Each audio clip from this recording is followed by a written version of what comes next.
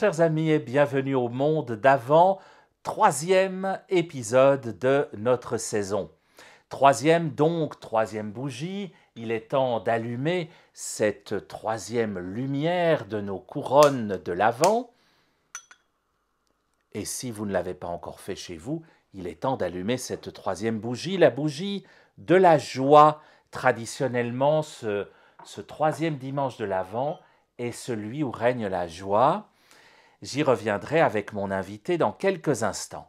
Mon invité qui précisément m'a poussé à attendre aujourd'hui pour rajouter Marie dans ma crèche. Il est temps, je crois, d'installer Marie dans cette crèche et bien évidemment, le quatrième dimanche prochain, nous ajouterons Jésus. Marie, comme femme, comme mère et, pendant le temps de l'Avent, comme femme enceinte, c'est toutes ces raisons qui m'ont poussé à attendre aujourd'hui pour l'installer, car nous allons aller trouver notre troisième invitée de l'Avent. C'est une jeune maman, figurez-vous. Elle a été enceinte il y a encore quelques mois. Elle a donné naissance à un petit garçon il y a de cela 2 mois en arrière. Elle se repose donc chez elle. Et elle m'est particulièrement chère puisque je la côtoie dans mon travail à l'aumônerie de l'hôpital Riviera-Chablais où elle travaille également lorsqu'elle n'est pas en congé maternité, bien sûr. Elle s'appelle Karen et elle habite le Val d'Illier, la belle vallée au-dessus de Montaix, sous les dents du Midi. Elle habite précisément le village qui a donné son nom à cette vallée, Val d'Illier. Je vous propose donc de nous rendre à la limite de la neige, tout là-haut dans la montagne, à la rencontre de Karen. Venez.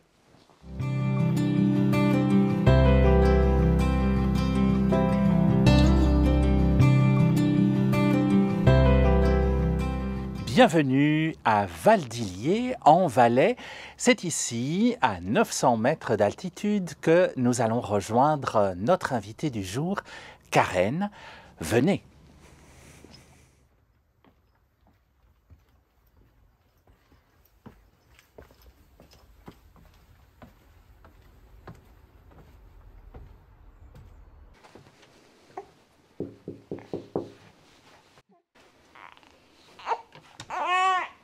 Voilà, bonjour Karen. Salut Vincent. Et bonjour Maë. On vient vite au chaud parce qu'il fait froid dehors. Bien seulement.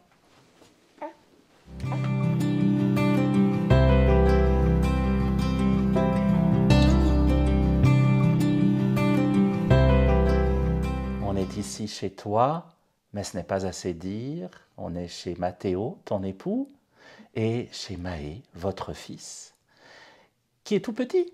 Oui, il est tout petit. Il est né le 26 septembre, donc assez récemment. Alors c'est pour ça que tu es absente pour l'instant de ton travail dont nous allons parler, que je connais un petit peu puisqu'on travaille ensemble. Tu es aumônier d'hôpital à l'hôpital Riviera-Chablais, donc entre autres à Réna. Et tu viens de terminer des études dans ce sens, mais aussi des études de théologie qui t'amènent aussi à ce titre d'animatrice pastorale que tu possèdes également. Tout à fait, oui.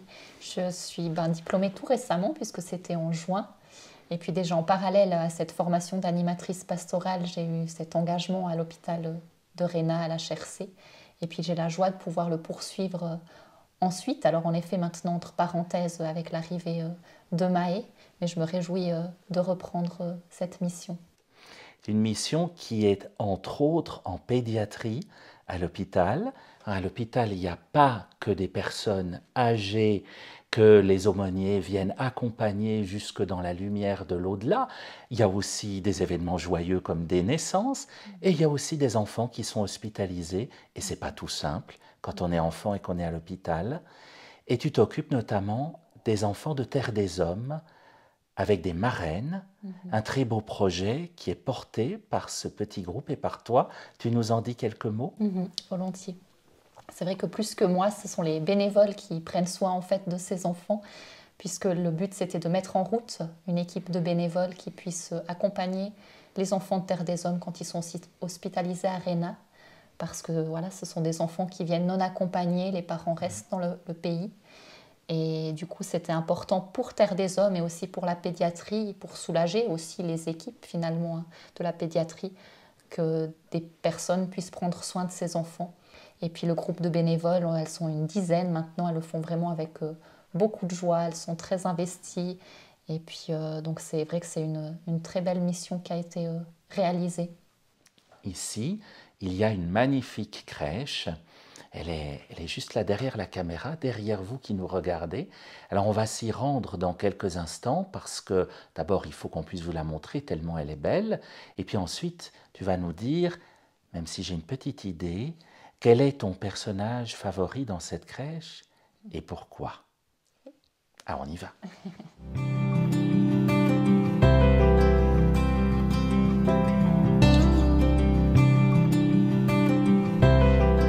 Alors le personnage pour lequel j'ai le plus d'attachement dans cette crèche, c'est Marie. Marie t'accompagne depuis longtemps? Oui, alors depuis mes 12 ans, je dirais, parce que là, j'ai pu participer à la crèche vivante ici dans la paroisse de Valdilier. Et puis, en fait, j'ai eu l'honneur, je dirais, alors que je m'y attendais pas, qu'on me propose d'incarner ce personnage de Marie. Et puis, depuis là, ça a vraiment lancé mon chemin de foi, mes engagements de foi. Et puis, j'ai peu à peu fait connaissance davantage aussi avec Jésus et puis avec l'Église aussi au sens plus large. Et puis, en effet, maintenant... voilà, je goûte peut-être aussi un peu plus à ce côté maternel. Et puis après, c'est des images que je projette. Mais moi, Marie, je l'imagine, voilà, une douceur, cette douceur maternelle. Et puis je trouve ça beau et ça fait du bien dans la foi d'avoir une personne, voilà, plus comme ça, maternelle, vers qui se tourner. Et puis c'est vrai que cette année, ça tombe bien que tu viennes cette année, Vincent, chez nous. Parce qu'avec mon époux Mathéo et avec notre bébé Maë, on va revivre une crèche vivante et puis je vais de nouveau être dans ce personnage de Marie. Donc voilà, c'est assez rigolo du coup de le revivre. Vivre le moment de Noël avec un petit bébé, c'est quand même particulier. Oui, oui, il y a le moment de Noël et puis maintenant que tu me dis ça, ça me rappelle aussi le temps de la grossesse où je pense que j'ai aussi beaucoup plus pensé à Marie. Et c'est vrai que chaque fois aussi que maintenant je prie, le Je vous salue Marie, et puis qu'on évoque ce fruit de ses entrailles, cette fois c'est viscéral, je le conscientise et puis je conscientise qu'elle a pu elle-même ressentir, vivre dans les moments de joie avec son fils et puis dans les moments aussi très durs qu'elle a dû traverser.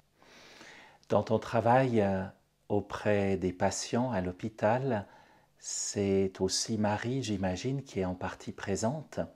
C'est vrai que c'est une figure à laquelle je fais aussi facilement appel. Moi, il y a un chant que j'aime beaucoup qui justement relate le fait que Marie est là au pied de cette croix auprès de Jésus.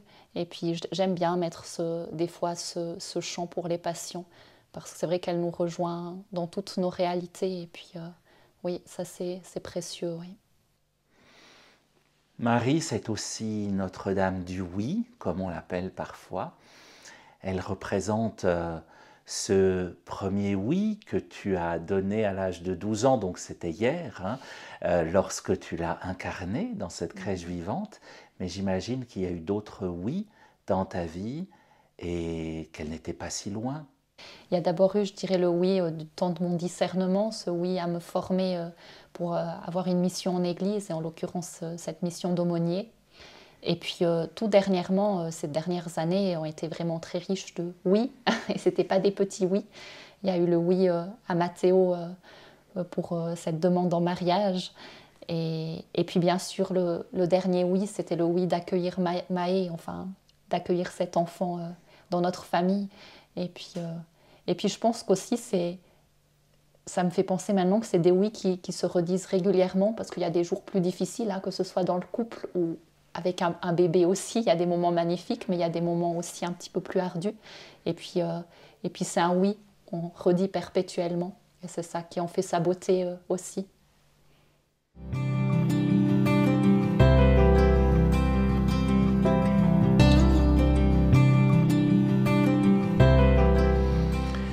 On est autour de la table familiale.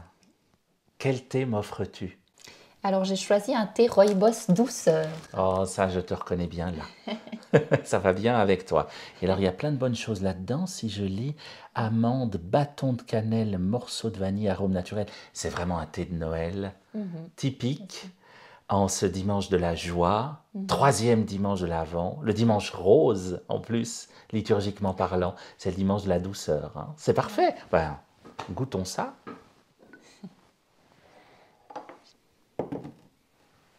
Alors, on teste. Moi je sais que c'est trop chaud encore. Moi, j'aime bien quand c'est très chaud. Donc ça me va bien. Ouais, c'est délicieux. C'est plein de douceur, effectivement. C'est plein de... Ouais, c'est le maître mot d'aujourd'hui, la douceur.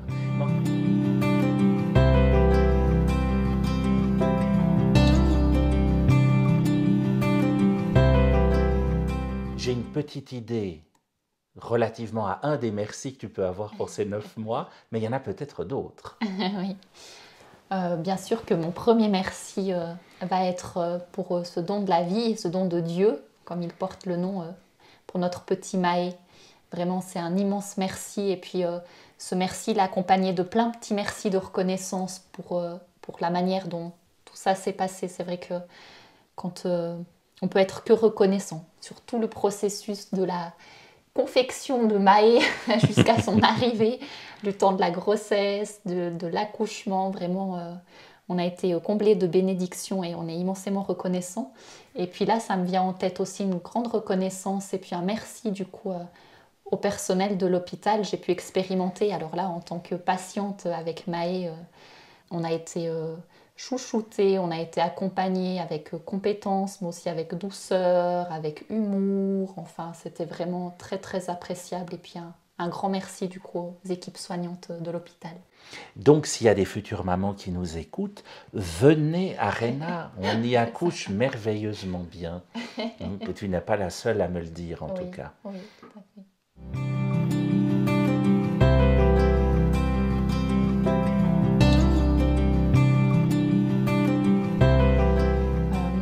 J'ai envie de dire peut-être un pardon pour les manques de confiance puis les manques de joie. Bah, les miens aussi, parce que voilà, pourtant de nouveau, je suis comblée, je peux être que reconnaissante et que remerciante, mais voilà, il y a aussi des moments où je tombe dans des frustrations, dans des peurs, et puis c'est ce oui qu'on discutait avant qui est à redire quand même quotidiennement, et puis voilà, c'est le pardon que j'ai envie de dire aujourd'hui. Et puis c'est vrai qu'un pardon qui peut peut-être rejoindre d'autres personnes, on sait qu'on se dirige aussi, on est peut-être déjà depuis quelques années, on se dirige vers des temps qui peuvent paraître plus difficiles, hein, avec il y a eu le Covid, il y a toutes ces augmentations des coûts, enfin on a beaucoup de mauvaises nouvelles qui arrivent. Et puis du coup, de garder la confiance, c'est pas toujours facile. Et puis voilà, après, je pense que nous, si on revient un petit peu en arrière, la joie qu'on a d'accueillir Maë, c'est aussi justement un signe d'espérance et puis qui nous pousse à garder cette confiance.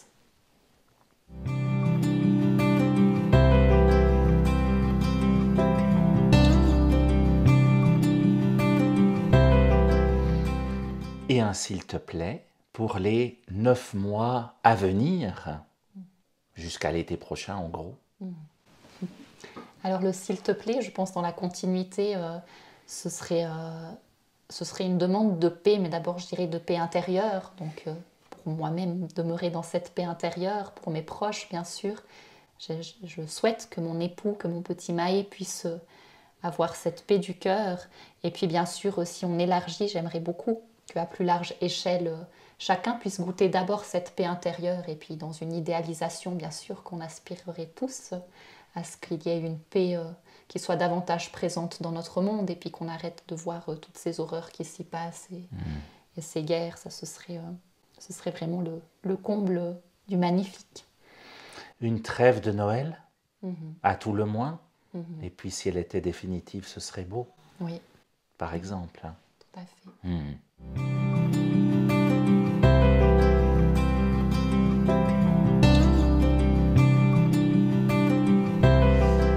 Karen, les 3 bougies de l'Avent sont allumées en ce 3e dimanche, dont je disais tout à l'heure qu'il est le dimanche de la joie. C'est la joie qui parsème tous les textes de ce dimanche rose, liturgiquement parlant. Et donc, tu ne seras pas surprise que je te propose un texte en lien avec la joie. C'est dans la lettre aux Philippiens, au chapitre 4, à cheval entre les versets 4 et 5, Paul nous dit « Soyez toujours dans la joie du Seigneur, je le redis, soyez dans la joie, le Seigneur est proche. » Qu'est-ce que ça te raconte, ce verset? Ouais, je le perçois déjà comme un encouragement, puis ça me semble intéressant qu'il le répète parce que je crois qu'on a besoin de le réentendre et puis de se le répéter. Donc là, le fait, il l'appuie vraiment et puis je pense que c'est nécessaire parce que voilà, des fois, on se laisse prendre, moi la première, hein, par des petites broutilles, on va dire, et puis la joie, elle est vite absente en fait. Et puis au fond, quand on y réfléchit avec la foi qui nous habite, avec en effet, oui, je crois aussi que la proximité qu'on peut avoir avec ce Dieu proche de nous, ça peut suffire en fait à nous procurer cette joie intérieure. Mais voilà, c'est pas tous les jours si facile de la percevoir. Mais je pense que durant ce temps de l'Avent, il y a plein c'est des petites choses simples aussi, mais qui peuvent procurer de la joie. Il y a une petite sorte d'effervescence de Noël qui monte gentiment. Et Les bougies. C'est ça. Oui, simplement déjà, on sent qu'on se rapproche de ce temps, de la venue de Jésus, et puis c'est réjouissant. Et s'il y a des amis qui nous écoutent et qui sont du merveilleux canton du Jura, là-bas, vous avez une chance sur 3 d'être dans la joie, puisque la joie, L''AJOIE, est une très très belle région du canton du Jura.